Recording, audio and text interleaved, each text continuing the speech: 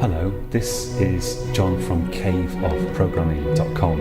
In this tutorial we're going to talk a bit about libraries in C++ because in the next program, hopefully in the next tutorial, I want to show you how to set up a program that can work with graphics in C++. But first we need to understand what we need to actually obtain in order to get that to work, and we need to understand a bit about libraries in C++.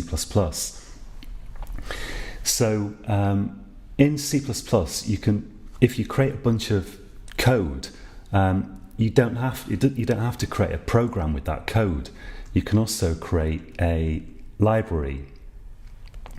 If you create a library, you can then give that code as a compiled binary library to other developers together with the header files, and they can then link that code with their program and use it. So I've kind of touched on it before, although I haven't gone into compilation in explicit detail. But when you compile a C++ program, first the preprocessor runs, and that processes your anything that begins with a hash, basically. So your include statements, your if-defs. You can also have a define statement in there, which we haven't used, and so on. After the preprocessor, you then have compilation, which produces object files. So your source files, your CPP files, are compiled into object files, which produces files that usually have the .o suffix. I'm trying to think if that's the same for every platform. I think it is. So if we look at, let's just look at a program here.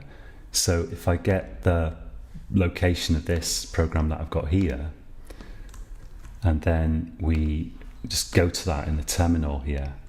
So I'm on a Mac here, but it doesn't matter. Let's take a look. So I do cd, and I'm going to have to put this in double quotes.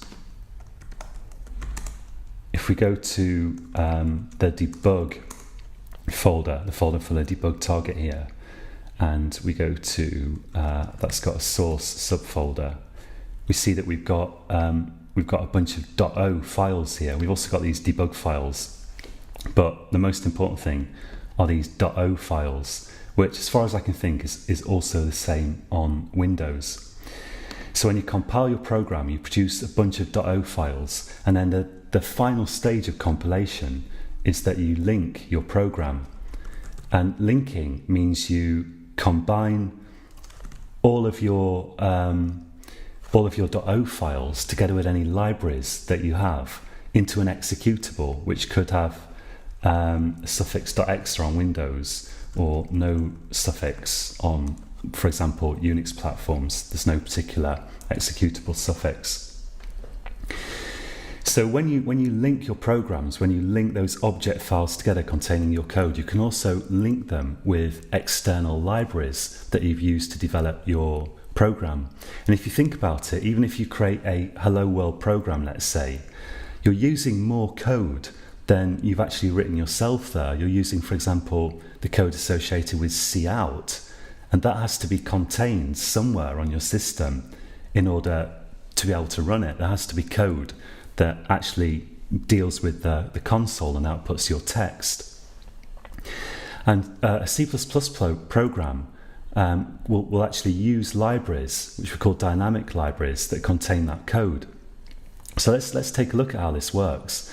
When you compile a program, you've got a choice between using static libraries and dynamic libraries, and you'll be using some dynamic libraries kind of implicitly anyway.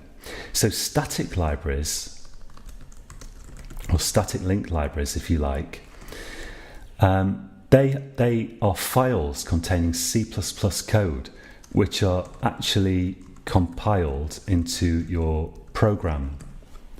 with an important caveat which we'll go into. So a static library is a bunch of C++ files that have been compiled. The code's been compiled into a binary file, which we call a static library. And the idea is you give that binary file to other computer programmers. They can then link their program with it to create their executable and then use the code that was compiled into that static library. We can also have dynamic libraries. So we can have libraries that contain code which the program finds when it actually runs. So not when it links, but when it actually runs. And if you use cout, your program's going to use code in a standard dynamic library that's already going to be present on, usually at least, on any systems where that program is capable of running. So in this case, with dynamic libraries, your program will find the relevant code at runtime. So we've got those two kinds of libraries. Now, with static libraries, the actual files containing that C++ code, so the actual libraries, will have a suffix of, on Windows, .lib. So we have, for example, xyz.lib. That would be an example of a Windows static library. And you can create those yourself if you want to. It's not at all difficult to do. But I won't go into that in this tutorial.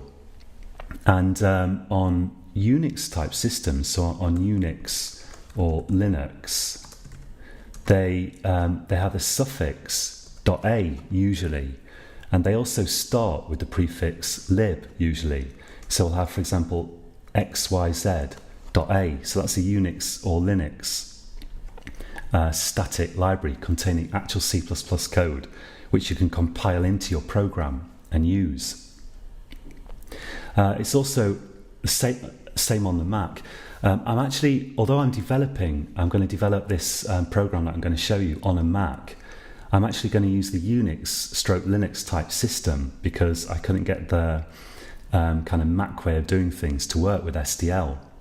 But Mac is the Mac system, OS, the Mac OS, is based on Unix in any case now. So we can use a Unix or Linux type system to develop programs with it, which makes things a bit easier.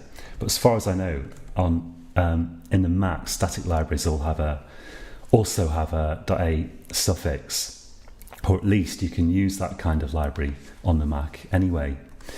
Now, dynamic libraries, dynamic on Windows. Let's put a hyphen in here for consistency. There we go. So on Windows, they have the suffix .dll, so you'll have xyz.dll.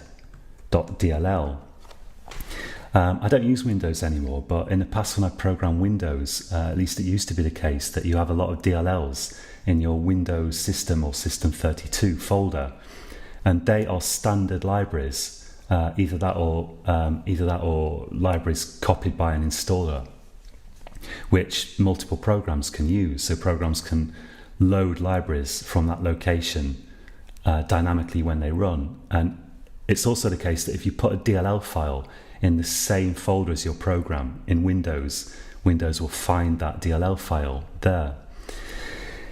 On Unix or Linux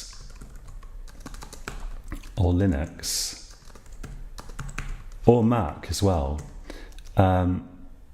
dynamic libraries, they have a suffix usually of .so. And they also start with lib usually, so we'll have lib xyz.so. And finally, on only the Mac, dynamic libraries can have the suffix .dylib. So I guess that will be xyz.dylib. I don't think there's any lib suffix there, if I remember rightly. Prefix, sorry.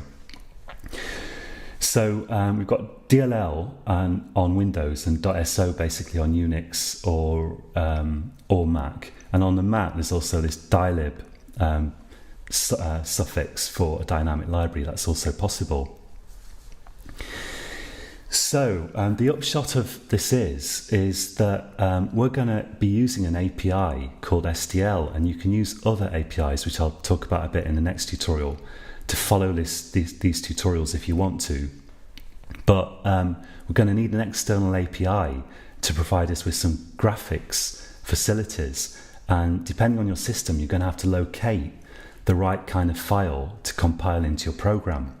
So one thing I should mention is that it's possible, although I said that static libraries contain actual code that's actually linked with your program, it's also possible for them to contain kind of stubs that just tell your program to load code from a dynamic library.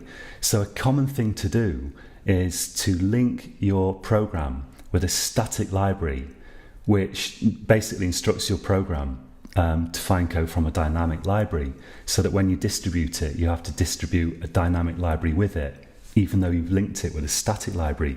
So the static libraries, they don't necessarily have to contain code themselves. They can just contain information about where to find code, basically, for the program. So in the next tutorial, we're going to start taking a look at STL, and with this information in mind, I'm going to explain what you need to find to compile a basic STL program. So that's it for this tutorial, and until next time, happy coding.